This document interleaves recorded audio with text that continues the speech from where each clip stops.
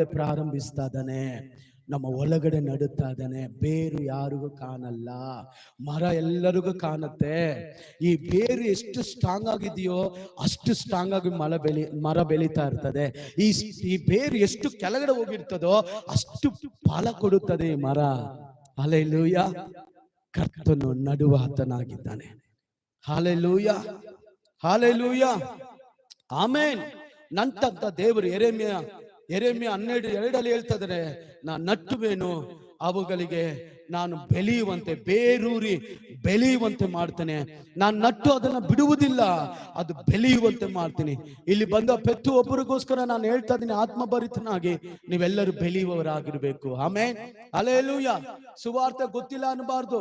ಇಲ್ಲಿ ಕೂತಿರೋ ಪ್ರತಿಯೊಬ್ಬರಿಗೂ ಸುವಾರ್ತೆ ಗೊತ್ತಿರಬೇಕು, ಆತ್ಮ ಭಾರದ ಬಗ್ಗೆ ಗೊತ್ತಿರಬೇಕು, ಸಭೆ ಬಗ್ಗೆ ಗೊತ್ತಿರಬೇಕು, ಸೇವಕರ ಬಗ್ಗೆ ಗೊತ್ತಿರಬೇಕು. 4 ಜನ ನಮ್ಮನ್ನು ಬಂದು ತಲೆ ಕೆಡಿಸ